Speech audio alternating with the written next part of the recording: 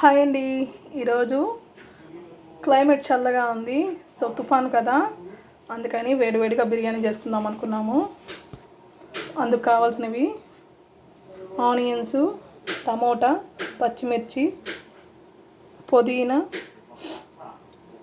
కొత్తిమీర, కరివేపాకు, పాలు, 1/2 kg చికెన్ క్లీన్ చేసి పెట్టుకుంది, బాస్మతి రైస్ 2 గ్లాసులు, మామూలు రైస్ 1 గ్లాస్ వేసుకున్నాను, అంటే మొత్తం 3 గ్లాసులు.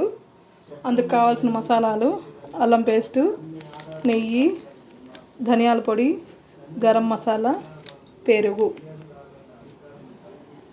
సో పాలు కూడా వేస్తాము. ఇవన్నీ ముందు మ్యాగ్నేట్ చేసి పెట్టుకోవాలి. సో ఇప్పుడైతే మనం మ్యాగ్నేట్ చేసి పెట్టుకుందాము. ముందుగా చికెను, అందులో ఆనియన్స్, టమోటా, పచ్చిమిర్చి,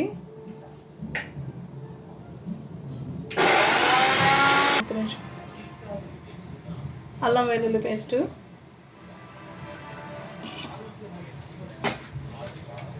గరం మసాలా,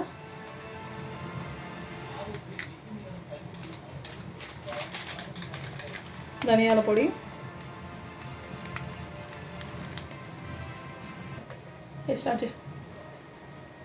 కొంచెం కారం,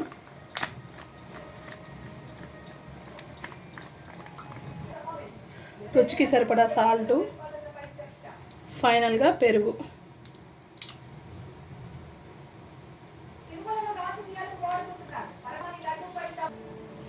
ఇదంతా బాగా మ్యాగ్నేట్ చేసి పెట్టుకోవాలి, చికెన్కి బాగా పట్టేటట్టు.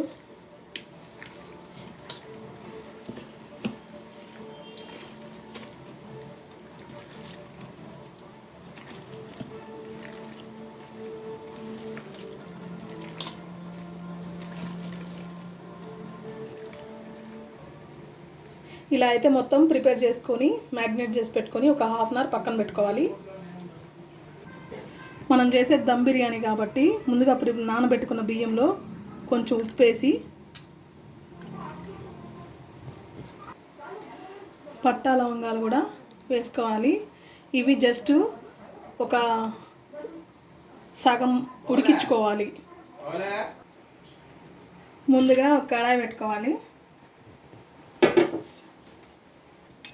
పాన్లో సరిపడా ఆయిల్ వేసుకొని 2 బిర్యానీ ఆకులు, యాలకులు, మనం ముందుగా మ్యాగ్నేట్ చేసి పెట్టుకున్న చికెన్,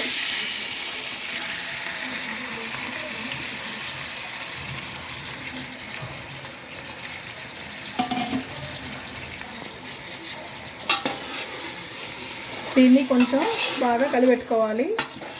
ఈ చికెన్ కొంచెం మగ్గే వరకు కలిపెట్టుకోవాలి.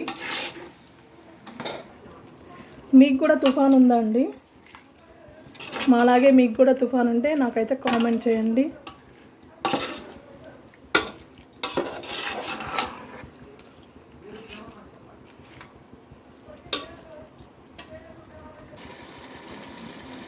ఇలా చికెన్ ఒక 50% కుక్ అయిన తర్వాత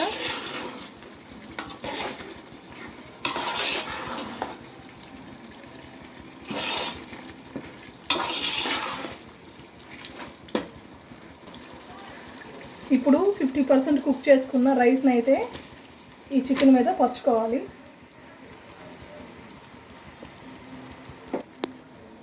ఈ చికెన్ మొత్తం మీద ఈ రైస్ని ఇలాగా స్ప్రెడ్ చేయాలి.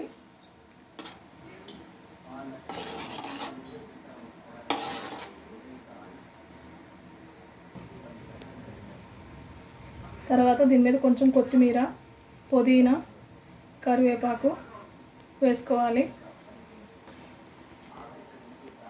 కొంచెం పాలు వేసుకుంటున్నాను. అలాగే కొంచెం రెడ్ కలర్,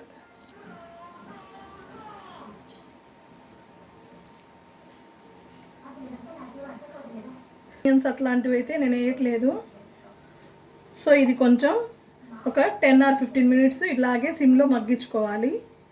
ఆ తర్వాత మన బిర్యానీ అయితే ప్రిపేర్ అయిపోతుంది. లాస్ట్ ఫైనల్ దీంట్లో నెయ్యి.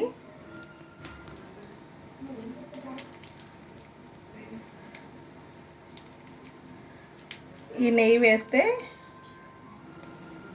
ఫుల్ఫిల్ అయిపోతుంది.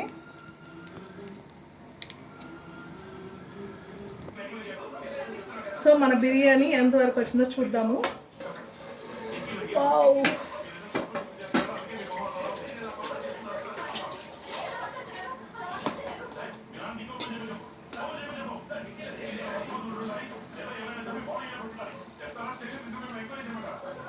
ఇంకొంచెం టైం పడుతుంది.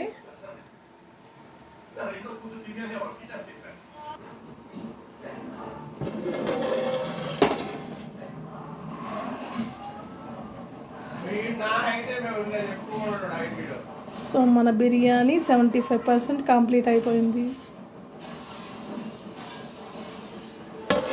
జస్ట్ ఇంకొక 5 minutes పెడదాము.